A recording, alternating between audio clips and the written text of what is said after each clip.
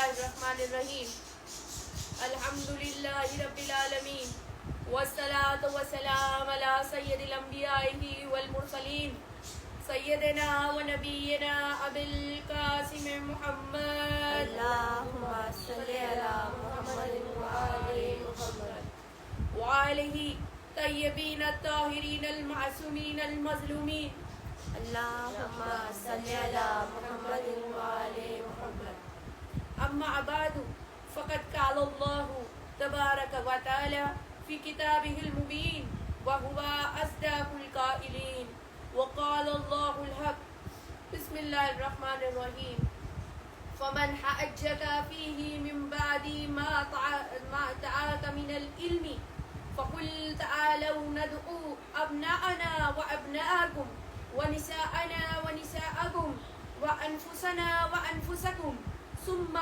نبتہل فنجعل لعن اللہ علی القاذبین.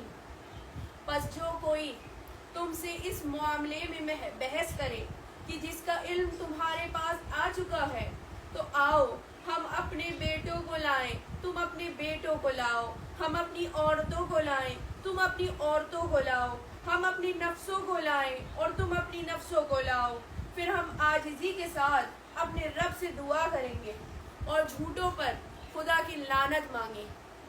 جس آیت مبارکہ کی میں نے تلاوت کی ہے یہ سورہ آل عمران کی آیت نمبر 61 ہے. اس آیت کو آیت مباہلہ بھی کہتے ہیں. یہ آیت جب نازل ہوئی جب نصرانی عیسائیوں کے سامنے رسول خدا نے دلیل پیش کی اور وہ لوگ اپنی جہالت پر اڑے رہے، تب رسول خدا نے ان سے مباہلہ کرنے کے لیے کہا. جب دوسرے دن رسول اللہ مباہلہ کرنے کے لیے تشریف لائے تو آپ کی گود میں امام حسین علیہ السلام تھے، آپ کا ہاتھ پکڑے ہوئے امام حسن مجتبیٰ علیہ السلام تھے، آپ کے پیچھے سیدہ کائنات سیدہ فاطمہ الزہرا سلام اللہ علیہا موجود تھی اور ان کے پیچھے مولا کل کائنات امام علی ابن ابی طالب علیہ السلام آ رہے تھے. اس نورانی قافلے کو آتا دیکھ کر نجرانی سمجھ گئے کہ یہ کوئی عام مخلوق نہیں، یہ ایک نورانی مخلوق ہے اور اگر انہوں نے ہمارے خلاف دعا کے لیے ہاتھ اٹھا لیے تو حشر تلک ہماری نسلیں برباد ہو جائیں گی. نجرانی پنجتن کو دیکھ کر پیچھے ہٹ گئے اور حشر تلک یہ بات ثابت ہو گئی کہ جو ان کے خلاف آئے گا ان کو جھٹلانے کی جسارت کرے گا رسوا و ذلیل ہی ہوگا. اس نورانی کارواں میں امام حسن مجتبیٰ بھی موجود تھے. اس آیت مبارک سے خود اللہ سبحانہ و تعالیٰ نے یہ دلیل دے دی کہ امام حسن و حسین سبط رسول اللہ ہیں، رسول اللہ کے بیٹے ہیں. رسول اللہ نے ارشاد فرمایا حسن منی وانا من الحسن، حسن مجھ سے ہے اور میں حسن سے ہوں. اللہ اس سے محبت کرتا ہے جس نے اس سے محبت کری. یہ وہ حسن مجتبیٰ ہیں کہ جن کے لیے رسول اللہ نے فرمایا حسن اور حسین جنت کے جوانوں کے سردار ہیں. اس عظیم سردار کے بیٹے ہیں جناب قاسم علیہ السلام. یہ وہ قاسم کہ جن کے بابا خود امام حسن مجتبیٰ ہیں، جن کے جد رسول خدا ہیں، جن کے دادا علی مرتضیٰ ہیں، جن کی دادی سیدات النساء العالمین ہیں، جن کے چاچا حسین سید الشباب اہل الجنہ ہیں، جن کی پھوپھی ثانی زہرا زینب سلام اللہ علیہا ہیں. اتنے عظیم شخصیتوں کے سائے میں پلے ہیں جناب قاسم. جس کریم اہل بیت امام حسن مجتبیٰ کا نام خود اللہ نے رسول خدا سے رکھوایا، اس کریم اہل بیت نے اپنے لخت جگر کا نام قاسم رکھا. کیا مطلب ہوتا ہے قاسم کا؟ قاسم نام کے معنی کیا ہوتے ہیں؟ قاسم نام کے معنی ہوتے ہیں بانٹنے والا. جس باپ کا لقب کریم اہل بیت ہو، جس باپ کا لقب کریم اہل بیت ہو، کوئی بعید نہیں کہ اس کا بیٹا قاسم نہ کہلائے.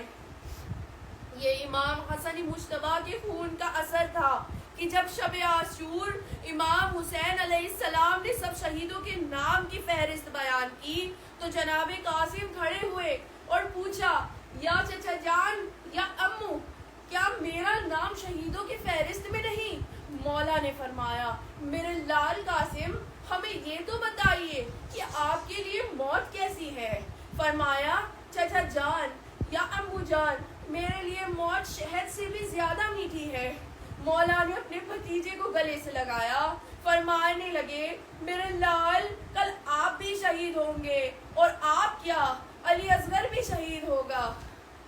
غیرت مند باپ کا بیٹا تھا جناب قاسم، علی اصغر کا نام سننا تھا، تڑپ کر فرمانے لگے چچا جان کیا کل شکی ناموس سے نبی کے خیموں میں چلے آئیں گے؟ روز عاشور آیا، جناب قاسم بار بار چچا سے اجازت مانگنے آتے رہے۔ قاسم آپ میرے بھائی حسن کی نشانی ہے، کس طرح آپ کو اجازت دے دوں؟ اس پریشانی کے عالم میں شہزادی اپنی والدہ ام فروا کے پاس تشریف لائے۔ بی بی نے فرمایا اے میرے لال میرے قاسم، تمہارے بچپن میں تمہارے بابا نے تمہارے بازو پر ایک تعویذ باندھا تھا، میرے لال آپ اسے اپنے چچا کے پاس لے جائیں۔ قاسم وہ تعویذ مولا حسین علیہ السلام کے پاس لائے۔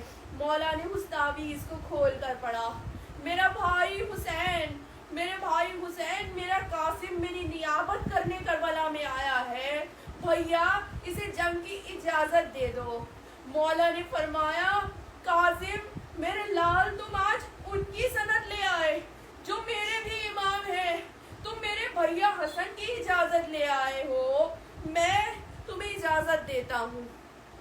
جب مولا نے جناب قاسم کو سوار کیا، آپ نے شہزادے کے گریبان کو چاک کر دیا۔ شہزادے قاسم پوچھتے ہیں چچا جان یہ گریبان کیوں چاک کیا؟ مولا نے فرمایا بیٹا یہ یتیموں کی علامت ہوتی ہے، شاید تجھے کوئی دیکھ کر رحم کھا جائے۔ شہزادے میدان میں آئے، جنگ کرنے لگے۔ ارزق شامی ایک بہت بڑا شام کا پہلوان اپنے 7 بیٹوں کے ساتھ شہزادے کے مقابل میں آیا۔ شجاعت حسنی کے مظہر جناب قاسم نے ایک ایک کر کے اس کے سارے بیٹوں کو قتل کر دیا۔ ادھر مولا ایک اونچائی سے اپنے بھتیجے کو کھڑے دیکھ رہے تھے، ادھر در خیمہ پہ بی بی زینب کھڑی تھی اور مولا کو دیکھ رہی تھی۔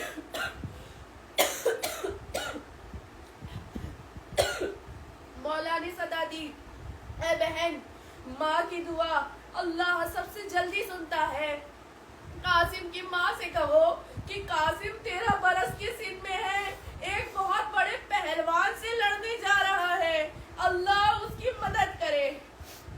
میرا قاسم 3 دن کا بھوکا پیاسا ہے۔